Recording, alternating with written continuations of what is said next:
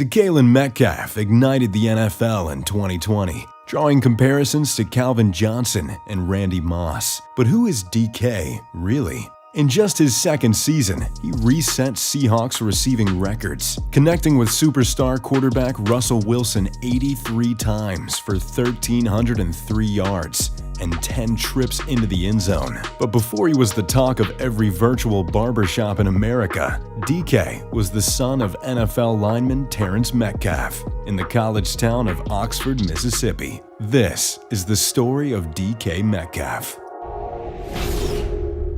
DK grew up like NBA star Steph Curry. Always around the game, he would go on to dominate. His father played for the Chicago Bears for 7 seasons, and DK spent most of his childhood around the facility. He wanted to be just like his dad, and that drove what would be his true biggest strength: work ethic. At 5 years old, DK was already benching 50 pounds and squatting an ungodly 100 pounds. He took to Bears safety Bobby Gray especially, who began to train the younger Metcalf. Gray and his father saw his insane work ethic at a young age. With such a great relationship to his dad, he worked out with him every day, and it didn't take long before Terrence noticed that DK was side by side with him finishing every drill. He kept looking over in disbelief. The now teen was gunning for his spot on every rep. He leaned over and told his dad in the middle of the Mississippi summer, "You're never gonna beat me again. I'll go further, faster, and harder than you." He continued to work with Gray, learning how to play receiver. Gray mentioned years later that DK remembered nearly everything he taught him as a kid. If you were around Metcalf as a child, it's not really a surprise to you he turned out to be one of the NFL's next megastars. DK Metcalf resembled more to what we see of him today at Oxford High School. At wide receiver, DK towered over defenders and effortlessly floated past them. To top it off, by 13 years old, Metcalf was squatting 500 pounds.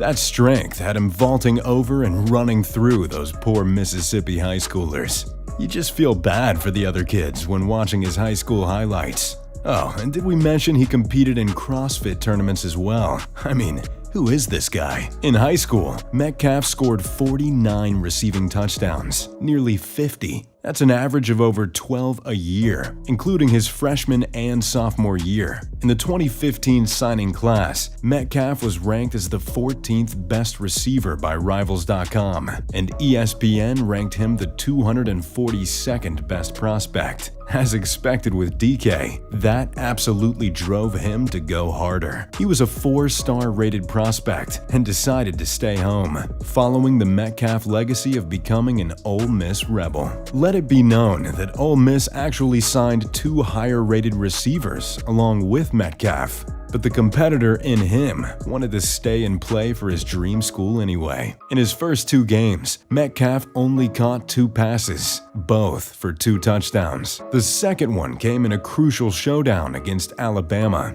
but when he caught it, he went down holding his foot. The foot injury would sideline him for the remainder of the big game. He went to get it checked out and found out if he would need immediate season-ending surgery. That morning, Metcalf had class, and his professor recounted the story. Metcalf had foot surgery, and less than an hour later, he would be attending, getting his education. That's when we found out DK isn't just different physically, but mentally and emotionally. DK bounced back strong as a redshirt freshman, receiving for 646 yards and hitting the end zone 7 times. He and his teammate, A.J. Brown, became a dynamic duo in 2017 and 18 as the glue of a team amidst investigation scandals. In 2018, Metcalf was a player to watch for the Rebels and had an incredible start to the year. He caught a TD pass in the first 4 games and looked to be in for a monster year, averaging over 20 yards a catch. However, on a 50-yard catch against Arkansas, DK's season came to a screeching halt with a neck injury. Instead of returning for another season and risking a 3rd season killed by injuries, Metcalf forgoed his final 2 years of eligibility to enter the 2019 NFL Draft. And then the viral pictures happened. You know what pictures. As DK stood next to other grown NFL athletes, he looked like he was from another world. 8-pack abs, biceps larger than the average human head. The viral photos made it look like DK Metcalf ate DK Metcalf and then devoured one of those Super Mario mushrooms.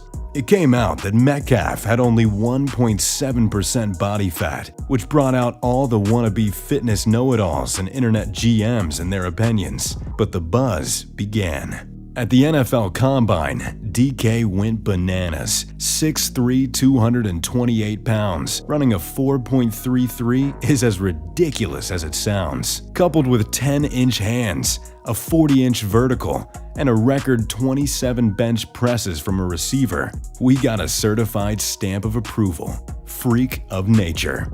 DK was the story of the Combine, but he also brought polarizing opinions.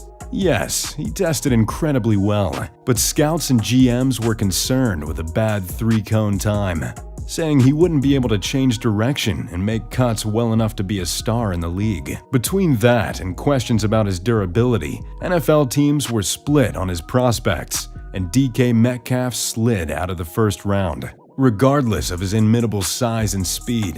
After nearly a 2-day wait, the Seattle Seahawks selected DK Metcalf with the 64th overall pick, and it gave us a priceless Pete Carroll shirtless moment.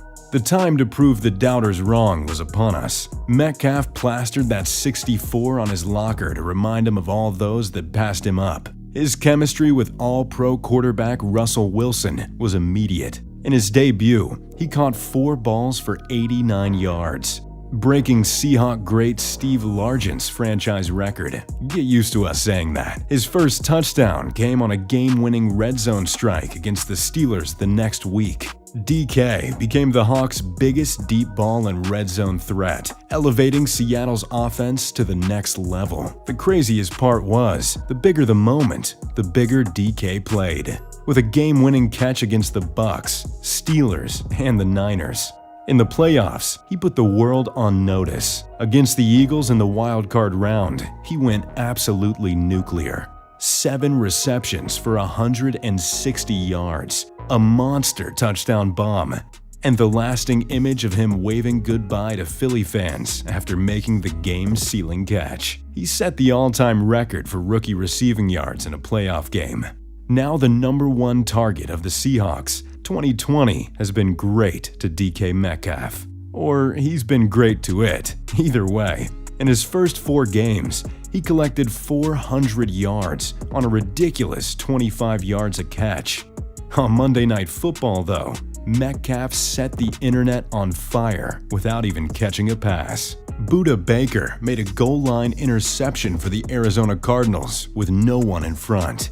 He was at full speed at the time. As the pick happened, Metcalf went into pursuit. Despite a 5-yard head start and being 30 pounds heavier, Metcalf hunted Baker down like a lion does a gazelle, making the touchdown-saving tackle at the 8-yard line. The play is one of the most jaw-dropping moments in football and inspired a million memes right after. He finished the season resetting another Steve Largent franchise receiving record with 1,303 yards.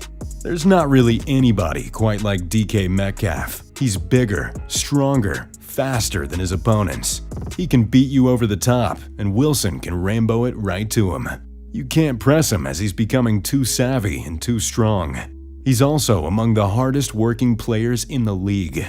Stories of his work ethic and physicality are hitting legendary status. But will he live up to his lofty comparisons of Megatron and Randy Moss? Well, only time will tell. But still, he's off to a pretty good start for a guy that supposedly can only run straight. So, there you have it, the story of DK Metcalf. What do you guys think? Is he the best receiver in the league right now? And if not, who is? Let me know in the comments down below. If you enjoyed the video, drop a like, subscribe, and turn on post notifications. And as always, you're watching Non-Stop Sports. We'll catch you next time.